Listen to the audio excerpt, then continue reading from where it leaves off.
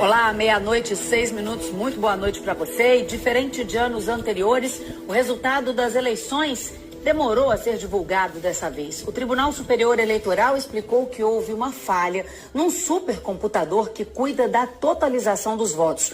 O TSE garantiu que o atraso não tem relação com as tentativas de ataques cibernéticos registradas durante o dia e afirmou que os ataques foram repelidos e não houve prejuízo ao processo eleitoral.